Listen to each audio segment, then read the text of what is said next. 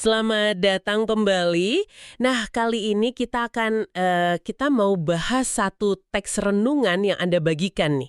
Judulnya Keberhasilan Duniawi, Ujian Iman, dan Rencana Allah yang Sempurna. Iya, betul.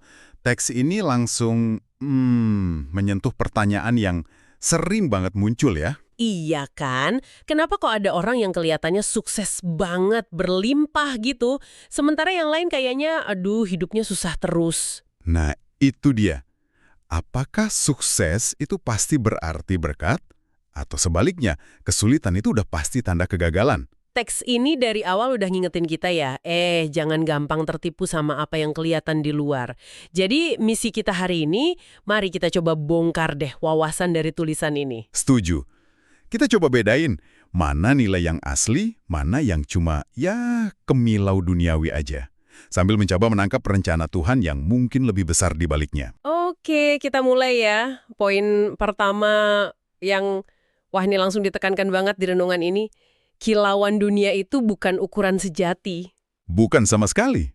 Kekayaan, jabatan, kekuasaan, menurut penulisnya nih itu semua nggak otomatis jadi bukti kalau Tuhan berkenan. Benar.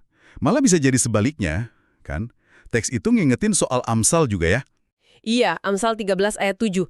Ada yang pura-pura kaya, padahal nggak punya apa-apa. Ada juga yang pura-pura miskin. Padahal hartanya banyak.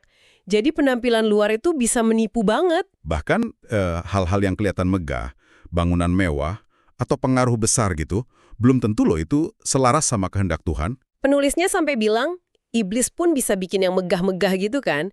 Jadi intinya jangan terpesona sama fasadnya aja. Nah, ini nyambungnya bagus banget ke poin berikutnya.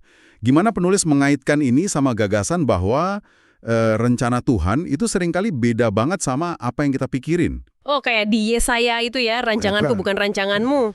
Menurut teks ini, fokus Tuhan itu bukan cuma ngasih kita fasilitas enak atau menuhin semua keinginan kita. Bukan itu. Terus apa dong fokusnya? Lebih ke pembentukan pribadi kita, pemujian hati, itu yang utama.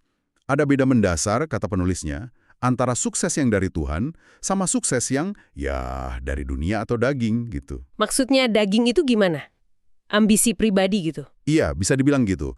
Dorongan yang fokusnya ke diri sendiri, keinginan sesaat. Bedanya itu terletak di tujuannya. Sama prosesnya juga.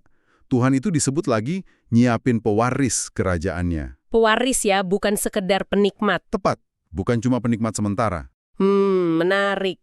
Jadi bukan cuma hasil akhirnya, tapi kenapa dan bagaimana prosesnya ya.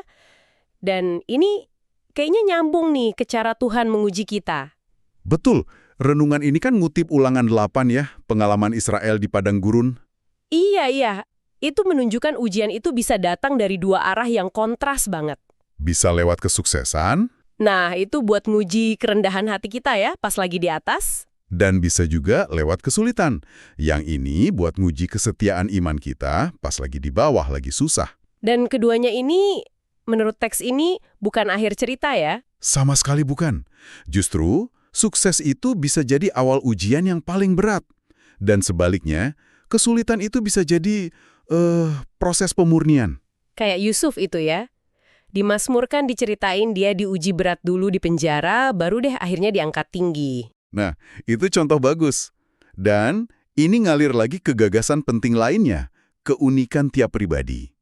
Penulisnya merujuk ke Efesus ya? Iya, Efesus 2:10. Kita ini ciptaan Allah dibuat unik untuk pekerjaan baik yang udah Dia siapkan. Artinya apa?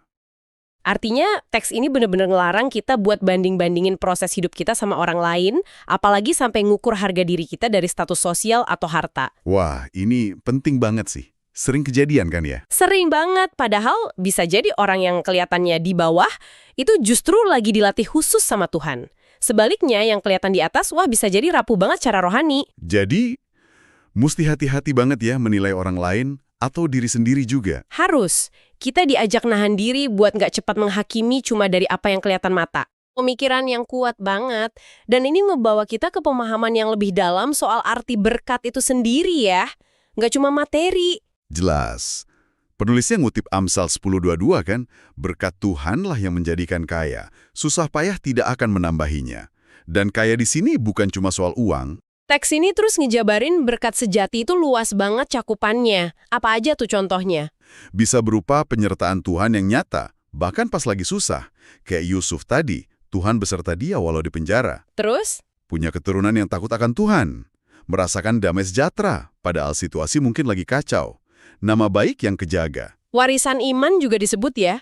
Betul, warisan iman yang kuat kayak Abraham. Dan juga penggenapan janji Tuhan, kayak Maria. Contohnya banyak banget di Alkitab. Ada Ruth, Hana, Daud. Berkat mereka itu jauh melampaui harta benda. Benar juga ya. Kalau kita lihat dari sudut pandang ini, definisi sukses dan berkat jadi luas banget. Nah, kalau kita rangkai semua ini, terus kita hubungkan sama pesan di Roma 8:28 atau Yakobus soal ketekunan itu, bahwa segala sesuatu bekerja untuk kebaikan, dan ada mahkota kehidupan bagi yang bertahan. Iya. Intinya, jadi jelas banget.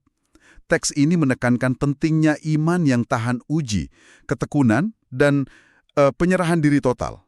Itu kunci buat mencapai apa yang disebut kebesaran rohani sejati. Jadi bukan soal hebat di mata dunia ya? Bukan. Pesan penutupnya itu kuat banget. Orang-orang yang benar-benar dipakai Tuhan secara luar biasa, seringnya bukan lahir dari kemudahan atau kehebatan duniawi. Tapi dari mana? Justru, dari hati yang mungkin pernah hancur tapi diserahkan lagi. Dari langkah yang mungkin tertatih-tatih tapi nggak pernah berhenti maju.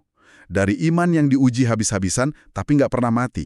Wow. Pada akhirnya, yang penting itu bukan kita dilihat hebat oleh manusia, tapi kita dikenali oleh surga. Itu intinya. Oke, jadi kalau kita simpulkan nih dari penjelajahan kita berdasarkan teks renungan ini, pesannya adalah, ayo kita berhenti sejenak menilai hidup, ya hidup kita sendiri atau hidup orang lain, cuma pakai kacamata sukses atau gagal versi dunia. Betul. Mungkin ada baiknya kita lebih fokus ke proses pembentukan karakter yang lagi Tuhan kerjakan di dalam diri kita masing-masing. Nah, ini ada pertanyaan penutup nih buat Anda renungkan di rumah. Silakan. Mengingat teks ini kan nekenin banget soal proses dan karakter, bukan cuma pencapaian yang kelihatan mata. Iya. Gimana caranya Anda mulai hari ini bisa ngelihat atau ngukur kemajuan Anda dengan cara yang beda? Cara yang lebih nyambung sama nilai-nilai surgawi tadi, bukan cuma ukuran duniawi semata. Pertanyaan yang bagus untuk direnungkan. Terima kasih sudah menyimak penjelajahan kita kali ini. Sampai jumpa lagi.